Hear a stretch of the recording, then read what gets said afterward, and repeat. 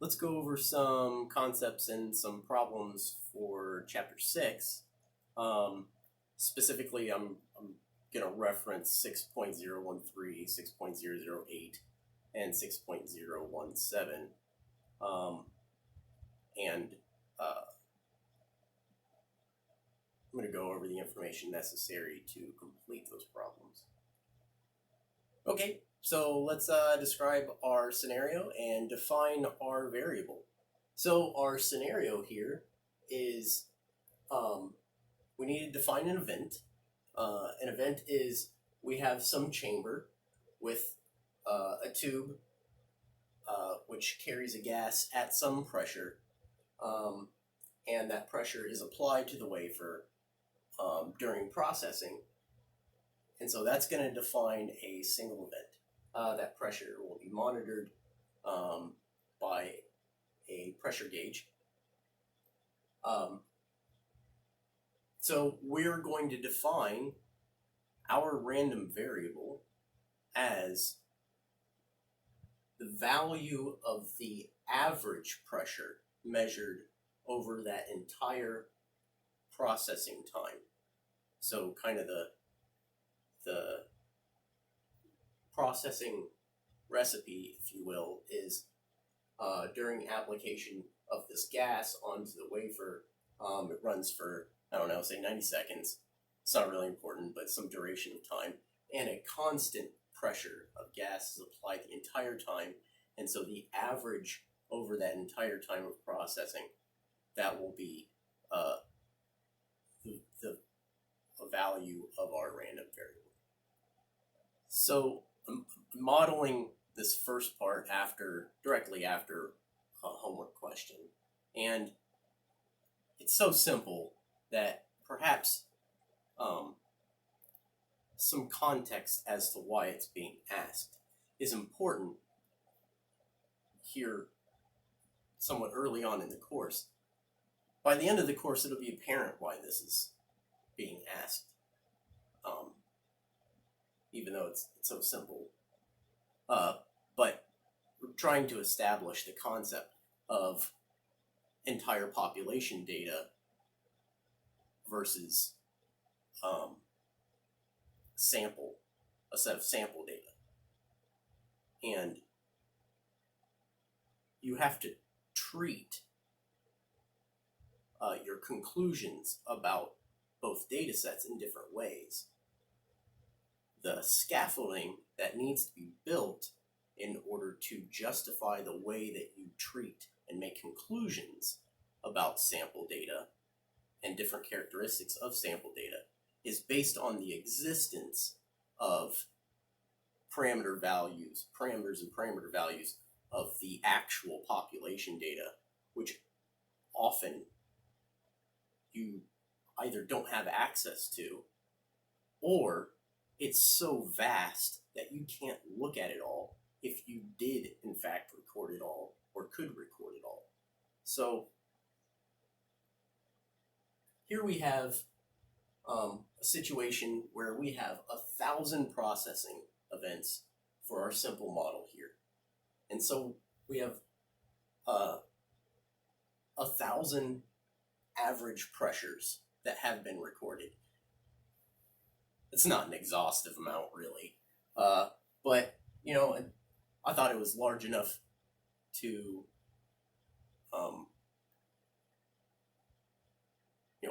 give an example of the situation. Some big number. We could imagine it's 1 million, but I just put 1,000. Fits on the board.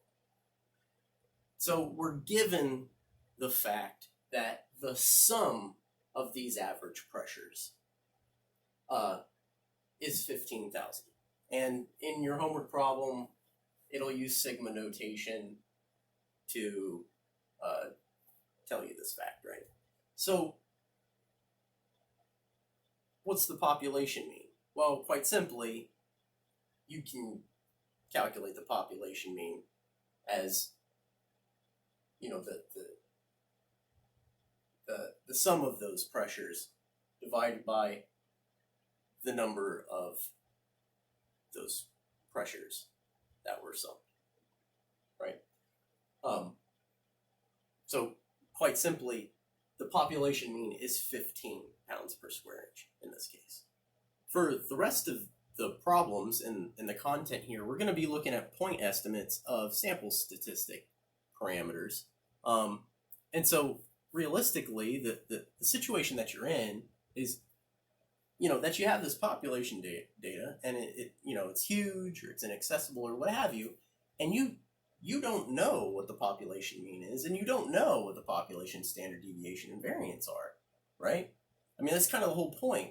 So you're going to take samples and use point estimates of sample statistics in order to infer what the likely population mean, standard deviation, and variance are, to varying degrees of confidence, right? So I've made an assumption here. It's not given in the homework questions that I saw necessarily, but I'm just going to make the assumption so that I can, model the data and come up with numbers reasonably, and so that we can kind of map it into something we can visualize. So I'm making the assumption that the population data that we don't know happens to be normally distributed. As if we were to actually look at all the population data, we would find that it's actually normally distributed. Okay, so then I've kind of modeled our situation here, even though we don't really know that it is. I've just shown our samples and our underlying population mean, even though that's unknown to us. And so that's, if we take 4 samples, we could only be so lucky as to get these 4 samples. I mean, you can imagine we take 4 samples and, we get this value, and then we get this value, and this value, right? I mean, the with a normal distribution, the vast majority of the probable values that you're going to get as observations are going to be right here about the actual population mean, but there's nothing saying that you don't get a value way out here, and that just like skews the mean all the way over here, right? Well, maybe not all the way over here, but it'll skew the mean and it'll skew the standard deviation, right? So you're not going to get a realistic estimate of what the population mean, standard deviation, variance is, which is kind of the point. All right, so we've assessed that we have time and resources for 4 samples, out of our massive population data, and I've plotted them up here for convenience so that we can kind of just see what's going on. They just happen to be very nice and symmetrical about the population mean that we don't know. And so you need to calculate the sample mean. That's one of your tasks. So that's just simply the average of your samples.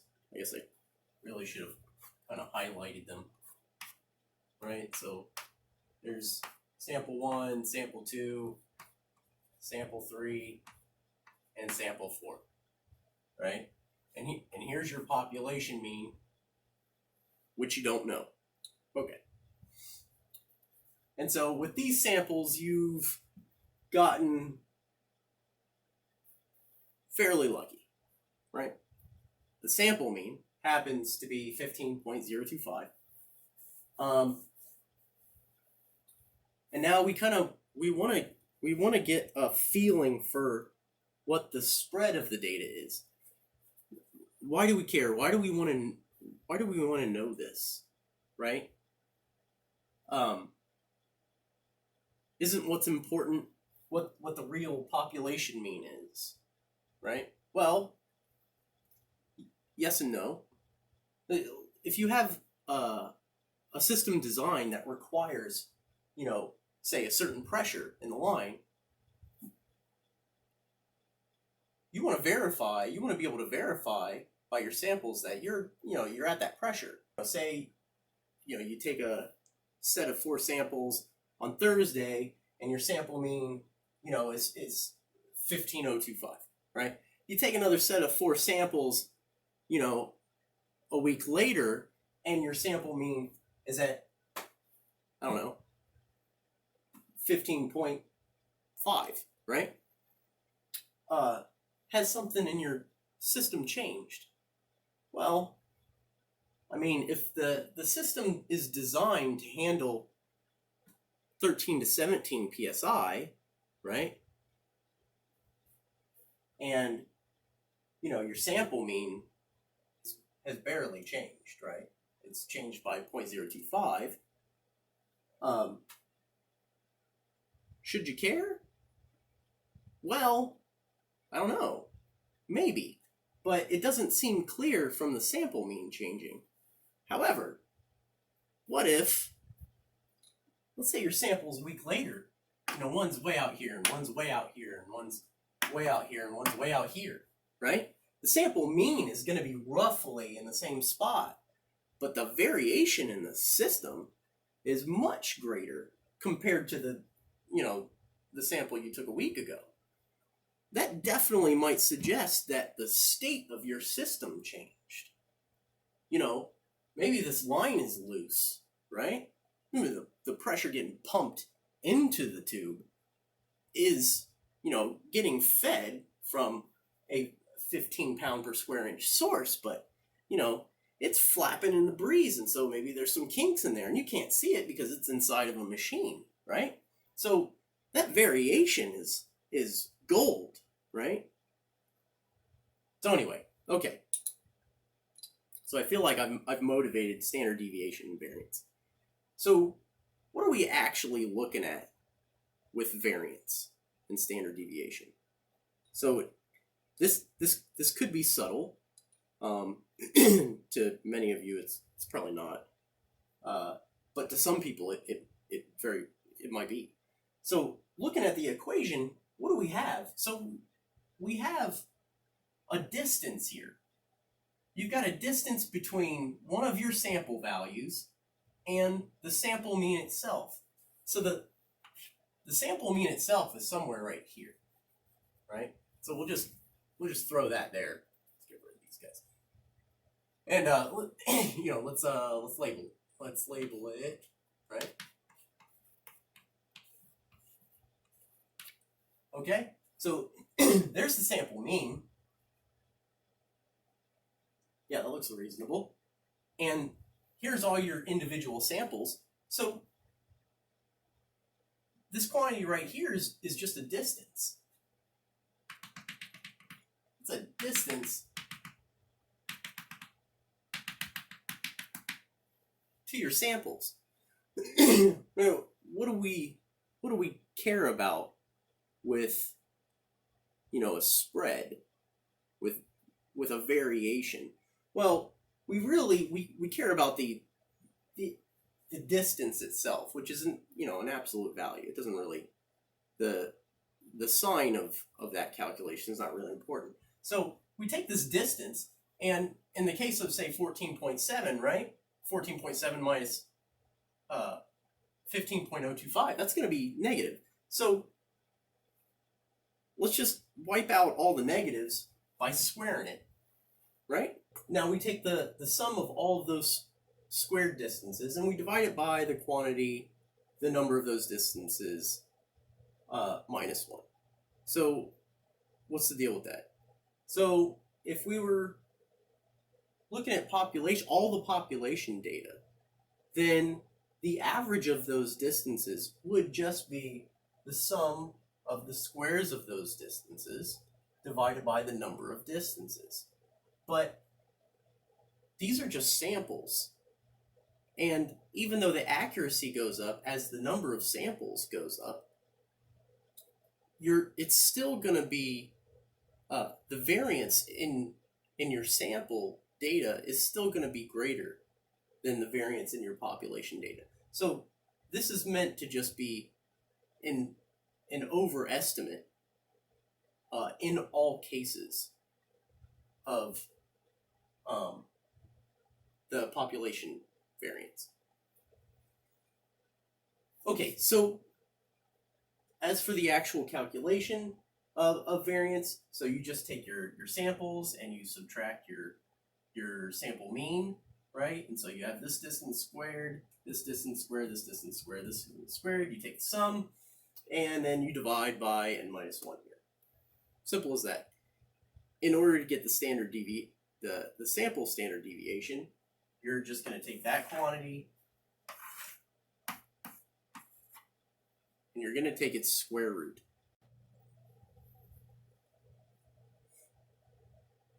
All right, so now we take the sum of all of those squared distances and we divide it by the quantity, the number of those distances, minus 1. So what's the deal with that? So if we were looking at population, all the population data, then the average of those distances would just be the sum of the squares of those distances divided by the number of distances. But these are just samples. And even though the accuracy goes up as the number of samples goes up, it's still going to be the variance in your sample data is still going to be greater than the variance in your population data. So this is meant to just be an overestimate in all cases of the population variance. Okay, so as for the actual calculation of variance, so you just take your samples and you subtract your sample mean, right? And so you have this distance squared, this distance squared, this distance squared, this distance squared. You take the sum, and then you divide by n minus 1 here. Simple as that. In order to get the standard the sample standard deviation, you're just going to take that quantity and you're going to take its square root. I want to just discuss real quick the quickest way to get to this calculation with your calculator, since speed matters on tests, or it can make a difference on tests. So there's two ways to do this.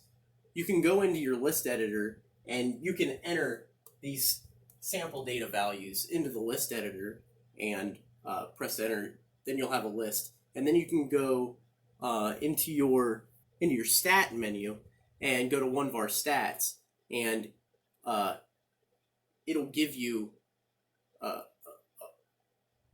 bunch of point estimates, including your sample standard deviation, which on my calculator it's annotated as big S X. So then your sample variation will just be this guy squared. The way that I tend to do this is, I don't know, it just seems faster for me. I'll take these values and I'll actually just punch in to the calculator right away. Squiggly bracket 14.7, comma 14.9, comma 15.2, comma 15.3, squiggly bracket, and then the store button key, and I'll go to second, whatever button it is. I think it's 1, and that'll store it into list 1.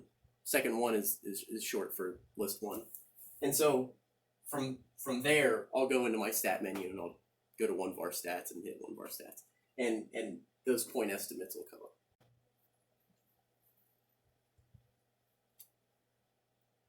Okay, so the last thing I should mention is sources of variation.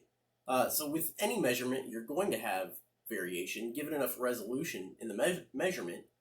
And so with any measured value, anything that can affect that measured value is going to be a potential source of variation, anything.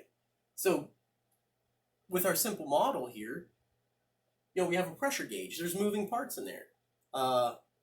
anything with moving parts degrades over time. So, maybe our dial indicator, it gets sticky in several different points. Maybe its response time slows down as a function of some given, pressure change sensed. Uh, you know, Maybe this tube starts to come loose. And so, it's just kind of, at some point, starts flapping in the breeze. Uh, and you can't see it because, it's in a tool or it's in a machine, but the source, whatever's supplying the gas to that tube, it's still 15 pounds per square inch, right? It's still reading 15 pounds per square inch somewhere upstream. So more commonly, you know, when you have a measurement device like this, you'll have people that are responsible to look at that reading, and then maybe they log it every so often, and especially with an analog gauge, if you have 100 techs and you tell them all to look at this gauge, even though this dial is in exactly the same spot, they're going to give you a slightly different reading, almost every single one of them.